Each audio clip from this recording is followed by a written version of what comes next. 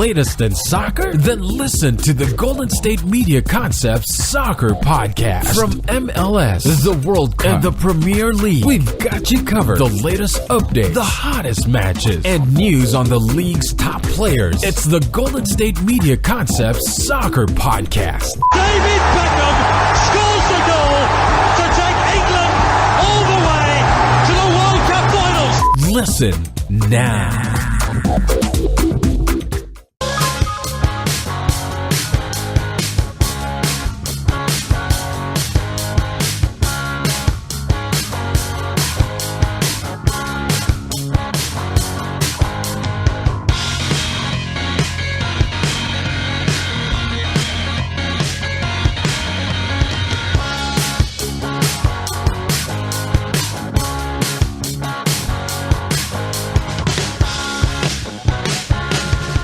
Thank you for listening to the Golden State Media Concepts Soccer Podcast, where we discuss all the news in the world of soccer, including the top games and competitions from all around the world. My name is Ben Brown. We are back here in the studio recording on a nice Monday.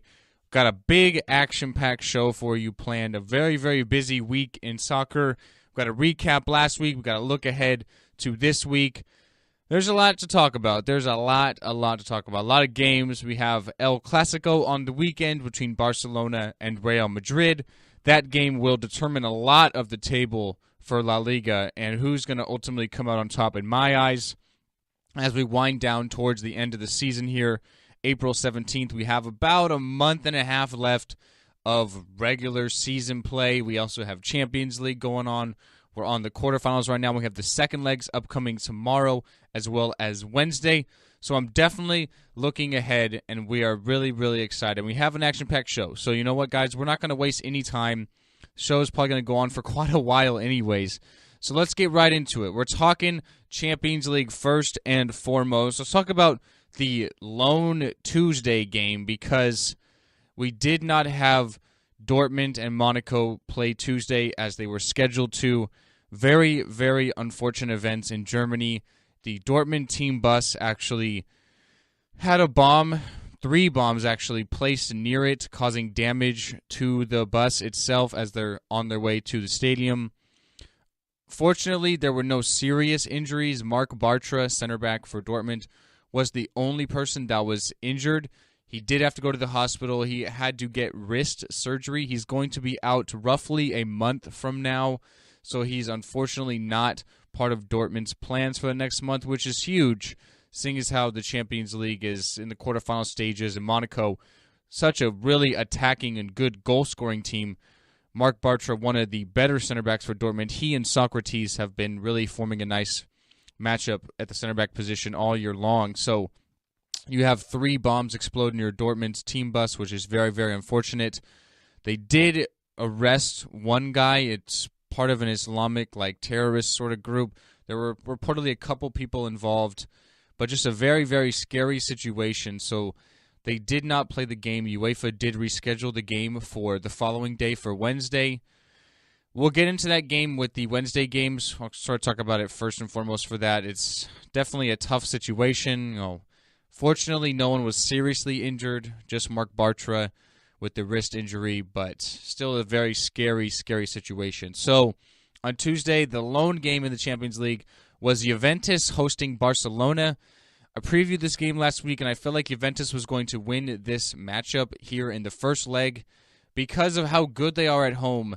And Barcelona have really, really been struggling away from home recently in La Liga and the Champions League. Remember, they were down 4-0 to PSG before that miraculous comeback where they won 6-1 at the Camp Nou to go into this stage. And Juventus dominated this game. This was a 3-0 victory for Juve. You get a couple of goals in the first half from the Argentinian Paulo Dybala before Giorgio Chiellini heads home in the second half to give them a 3-0 victory and a 3-0 lead going in to Wednesday's matchup in Spain. And I really chopped this whole game up to Luis Enrique's tactics, his mindset. Before this game into the weekend, they had lost 2-0 to Malaga, and Luis Enrique went with a back 3 of Samuel Umtiti. You also have Gerard Piqué and Jeremy Mathieu at the left side. He went with the exact same matchup against Juve. If you lost 2-0 to Malaga with the same formation, what do you think is going to happen against a team like Juventus with Gonzalo Higuain, Dybala, you had Juan Cuadrado, you had Mandzukic on the left side? Really, really not sure what Luis Enrique is thinking at this point. Dybala with 2 goals right in the first half sets the tone. The 7th minute gets a goal, sets that tone early, gets the crowd, the atmosphere really hyped up. And I realize Juventus are up 3-0, but should they be worried? A little bit. I mean, Barcelona did come back from down 4-0 against PSG. Juventus are a much better team in my eyes than PSG, a much more formidable back line with Barzagli and Bonucci. Barzagli didn't even play. I mean, you had Bonucci and you had Chiellini, then you had Alexandro on the left and Dani Alves on the right, so you had a back 4. Perhaps Max Allegri will change things up. Probably going to be more defensive in Spain since Barcelona have to really go for it. But I don't see how Juventus really drop this. You know, Barcelona need 3 goals to 0 to even force extra time. If Juventus get an away goal, puts them up maybe 4-0 or maybe 4-1 at the time, I think it's put to bed. Juventus are just too good and they're too solid of a team. I realize I said this about PSG, but Juventus are on a whole nother level than PSG in the French league. I don't see how Barcelona can come back from this, and it just puts another stamp on the struggles Barcelona have had this season. They just really haven't been there the whole year, and they've really, really struggled. Now that takes us to Wednesday. We do have 3 games to talk about here.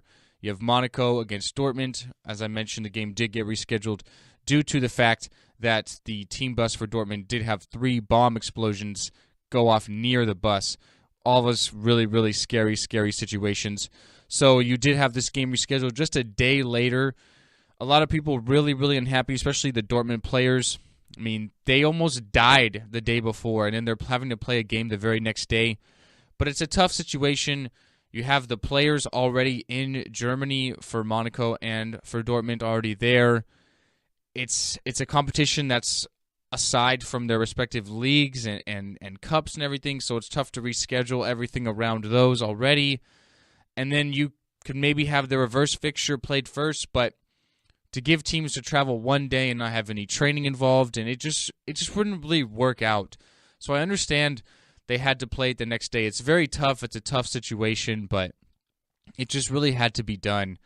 And it's unfortunate because Dortmund were totally not in the right mindset. They did something that they just simply do not do, and that's lose at home. Dortmund lose the first leg of the Champions League here to Monaco, 3-2.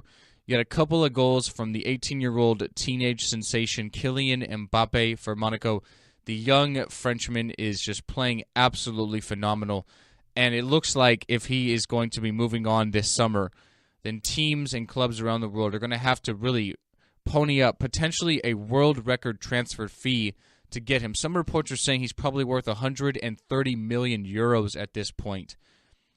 Compare him to maybe Anthony Martial a couple of years ago at Monaco, or even Thierry Henry back in the day at Monaco before he came to Arsenal. This young kid is just absolutely phenomenal, and he looks so poised in front of goal. Flashes a lot of pace and a lot of power. He's fantastic. He's young. He's 18.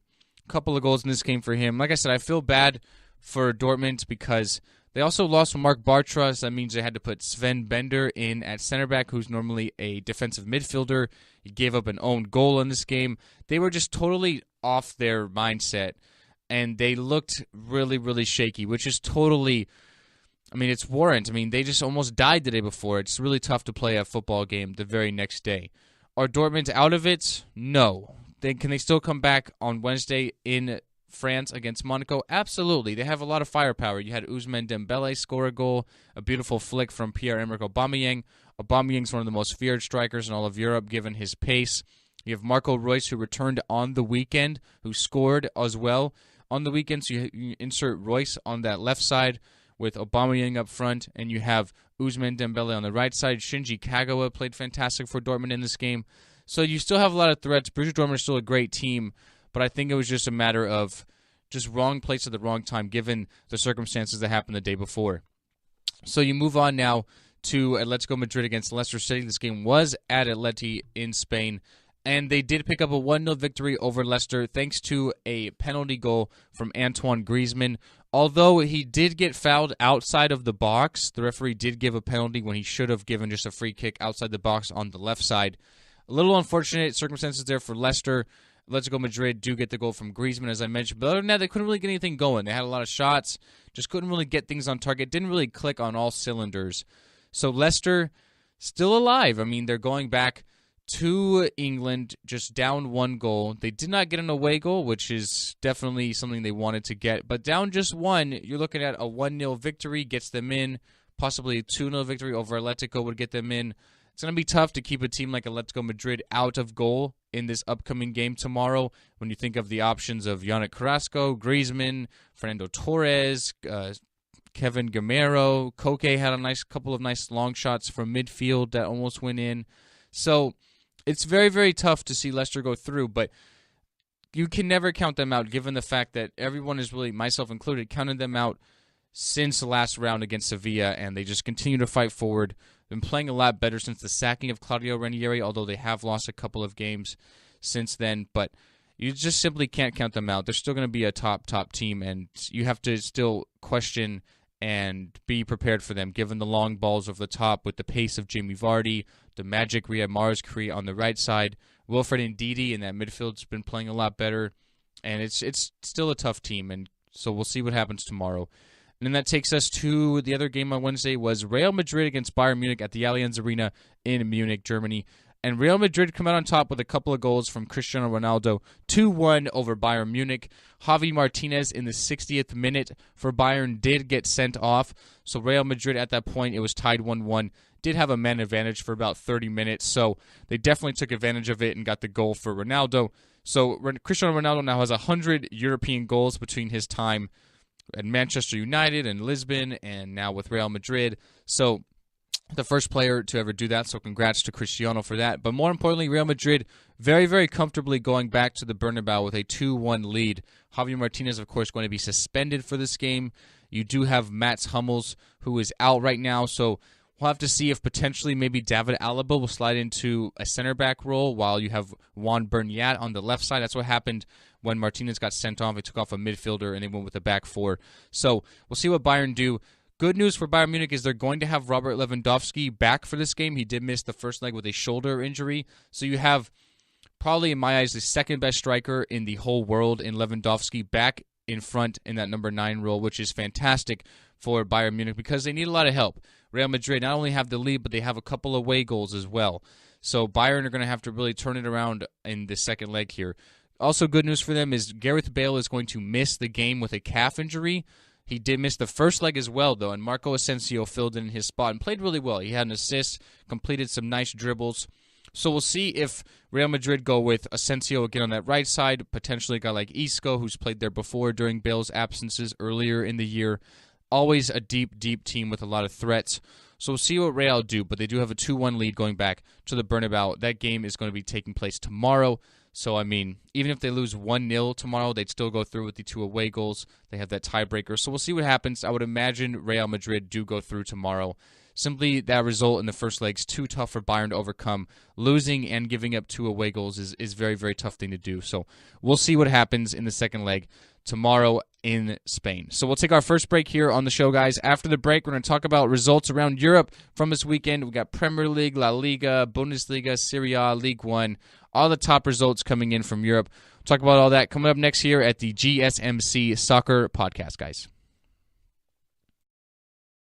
Tired of searching the vast jungle of podcasts? Now listen close and hear this out. There's a podcast network that covers just about everything that you've been searching. Hey! The Golden State Media Concepts Podcast Network is here. Nothing less than a podcast bliss with endless hours of podcast coverage. From news, sports, music, fashion, cooking, entertainment, fantasy, football, and so much more. So stop lurking around and go straight out to the Golden State Media Concepts Podcast Network. Guaranteed to fill that podcast itch.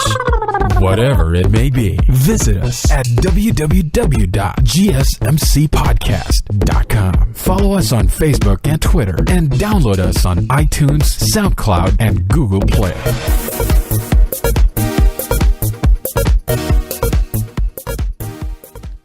let's return back to action here. We're talking about the Premier League, as we always do to start off our results segment from the weekend.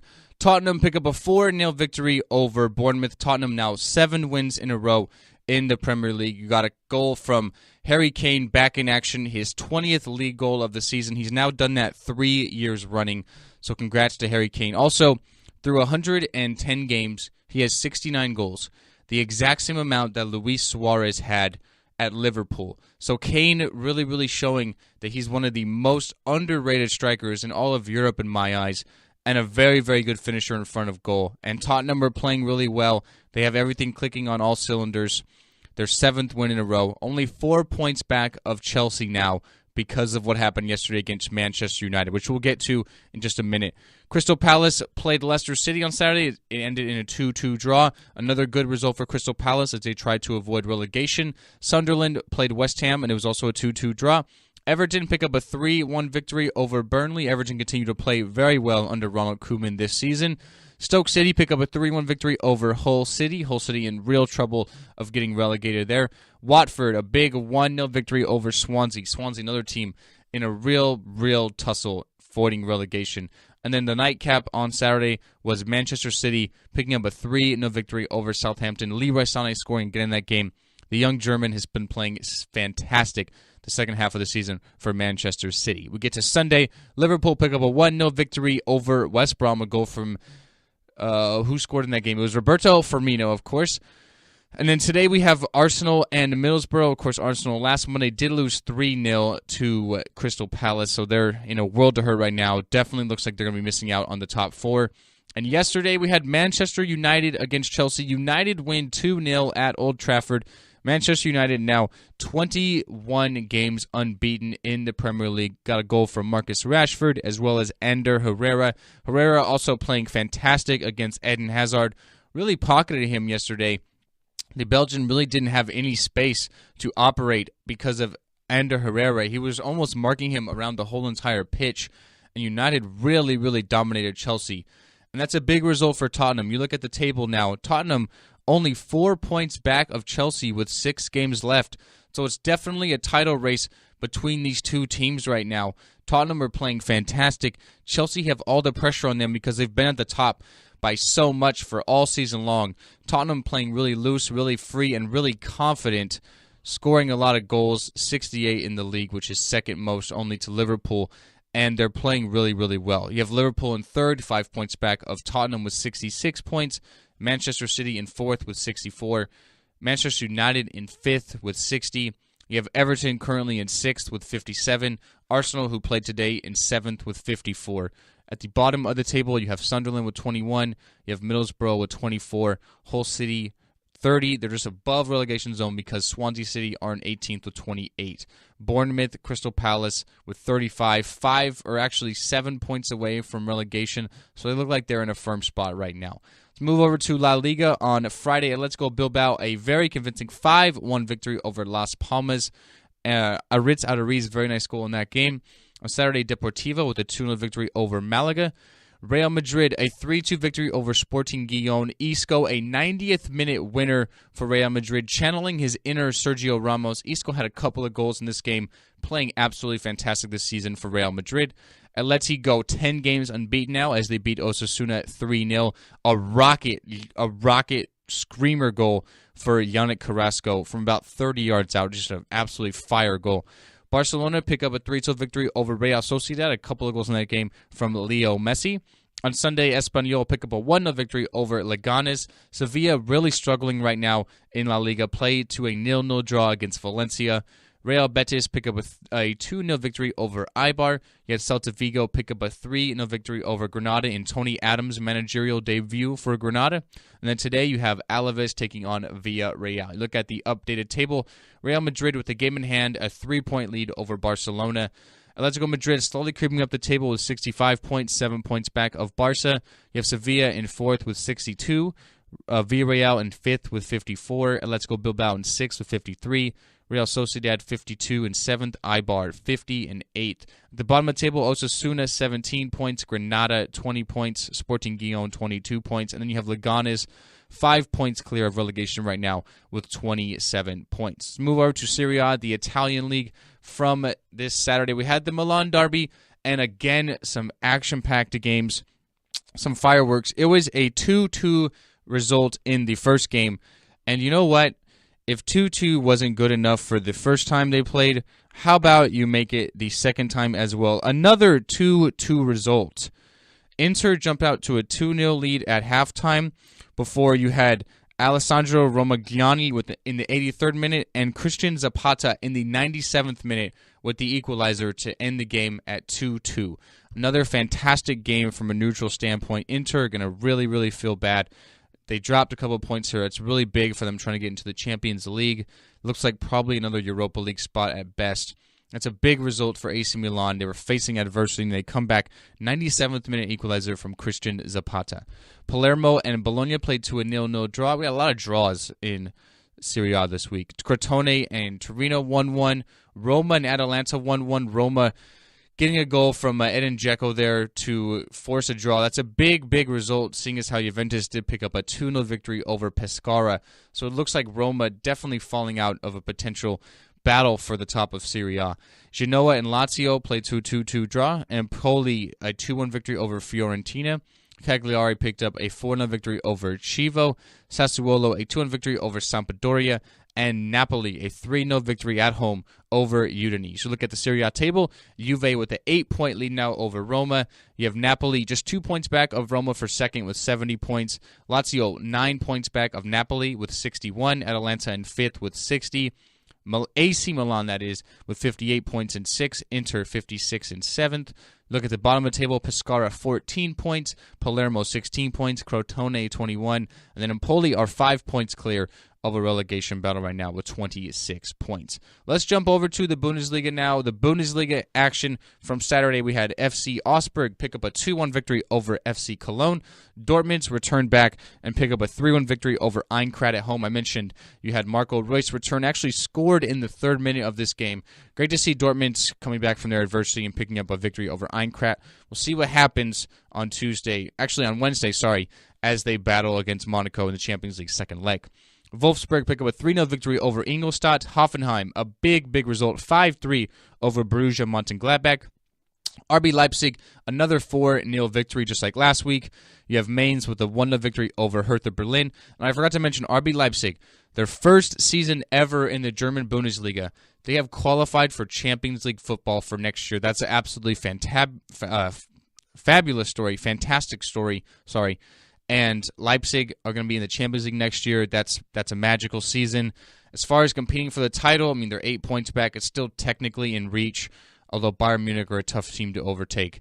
But Leipzig, really this year's Leicester City almost. I mean, you could even argue it's a bigger impact, the fact that it's their first time ever in the German top flight, and they're going to be in the Champions League next season. That's fantastic.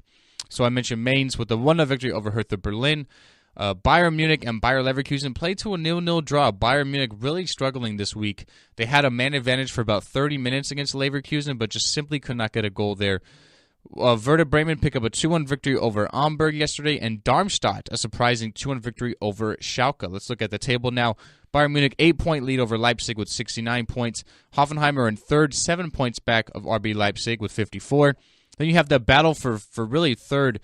You have Dortmund and Hoffenheim. Dortmund just 1 point back there. Hertha Berlin in fifth, 10 points back of Dortmund. Darmstadt bottom of the table with 18 points. Ingolstadt 10 points ahead of them with 28.